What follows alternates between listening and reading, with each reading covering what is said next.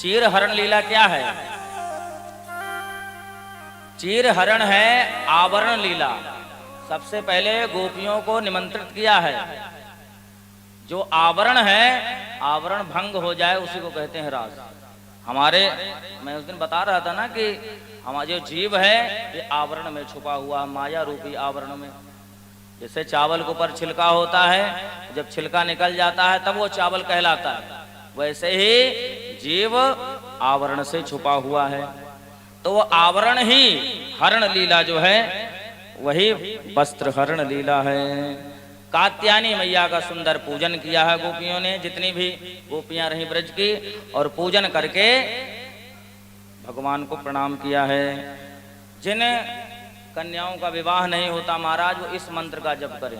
कात्यायनी महामाई महायोगिन्यधीश्वरी नंद गोपसुतम देहि पतिम मे कुरुते नमः।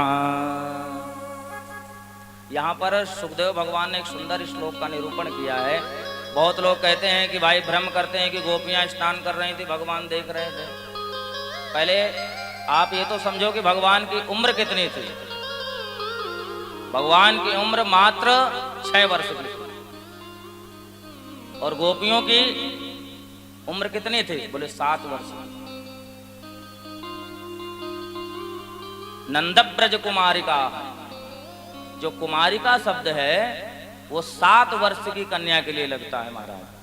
6 वर्षा द्वारिका प्रोक्ता, 7 वर्षा कुमारिका, 8 वर्षा भवेत गौरी, 9 वर्षा तु रोहिणी, 10 वर्षा भवेत कन्या, हत ऊर्ध्वं रजस्वला। 6 वर्षा दारिका प्रोक्ता, जो 6 वर्ष की कन्या है उनको दारिका कहते हैं। वाल्मीकि रामायण में आया है, राम जी महाराज ने जब सीता जी का विवाह किया तो 6 वर्ष की सीता जी थी। दारिका परिचारिका ये हैं ये करुणामयी, अपराध क्षमी हो बोले पठें, बहुत हैं ये छोट हैं। दशरथ जी ने जब विदा किया ना तो राम जी से कहा कि इनके अपराधों को क्षमा करते रहना, क्योंकि राम जी की उम्र है 15 वर्ष और सीता जी की उम्र है 6 वर्ष, बहुत छोटी सी हैं, इनका आप ख्याल करते रहना। अपराध क्षमी हो, कोई भी अगर अपराध बन जाए उसे आप क्षमा कर देना। दशरथ जी का वचन है ये। उस समय सीता जी की आयु कितनी वर्ष थी? 6 वर्ष। 6 वर्षा दारिका प्रोक्ता, 6 वर्ष की कन्या को दारिका कहते हैं। 7 वर्षा कुमारिका, 7 वर्ष की कन्या को कुमारिका कहते हैं। कुमारी गोपियां कितने वर्ष की हैं? 7 वर्ष की हैं। 8 वर्षा भवेत गौरी, 8 वर्ष की कन्या को गौरी कहते हैं। 9 वर्षा तु रोहिणी, 9 वर्ष की कन्या को रोहिणी कहते हैं। और 10 वर्षा भवेत कन्या, 10 वर्ष की कन्या को पूर्ण कन्या कहते हैं। और 10 वर्ष के बाद महाराज हत ऊर्ध्वम रजस्वला, 10 वर्ष की देवी भागवत में भी इसका आया है कि 10 वर्ष की कन्या तक का ही पूजन करना चाहिए। हर कन्या के अलग अलग रूप बतलाए गए हैं। जब देवी भागवत करेंगे तो देवी भागवत में बताएंगे। तो 10 वर्ष की कन्या जिसने 10, शास्त्रों में तो यही भाई आदेश है कि 10 वर्ष की कन्या तक का कन्यादान हो जाना चाहिए, तभी हमें पुण्य मिलता है। उस जमाने में हुआ करते थे, जो गवन होते थे वो बाद में होते थे, 10-10 साल बाद गवन होते थे। और आजकल विवाह कितने वर्ष में हो रहे हैं आप सब देख ही रहे हो।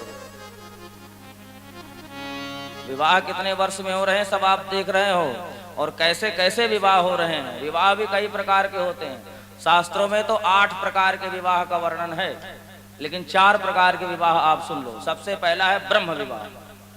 ब्रह्म विवाह किसे कहते हैं? किसी वैदिक ब्राह्मण के द्वारा अगर संपन्न कराया जाए उसे ब्रह्म विवाह कहते हैं। दूसरा विवाह है गांधर्व विवाह। भगवान का रुक्मिणी के साथ आप श्रवण करेंगे, गांधर्व विधि के साथ विवाह हुआ है, जो जिसको पसंद कर ले। और तीसरा विवाह है राक्षसी विवाह। राक्षसी विवाह उसे कहते हैं जो हरण करके ले आए। कोई माने चाहे न माने, माँ माने न माने, चाहे बाप चाहे माने चाहे न माने, और जाए वो हरण करके ले आए, उसको राक्षस विवाह कहते हैं। और एक विवाह चौथा और है, उसको कहते हैं पैशाच विवाह। पैशाच विवाह किसको कहते हैं? कोई भी सामने आ जाए चाहे गोली मार दूं उसको, पर विवाह तो उसी का करूंगा। मैंने उस दिन बताया था ना कि दो चीजें बचा लो, खान पान बचा लो और एक सुंदर कुल में अपनी कन्या का विवाह कर लो, जीवन समझ जाएगा। नहीं तो जायते वर्ण संकरा, सब वर्ण संकरी ही आजकल हो रहे हैं। गीता में उपदेश आपने उस दिन सुनाई है। बोलो राधे राधे।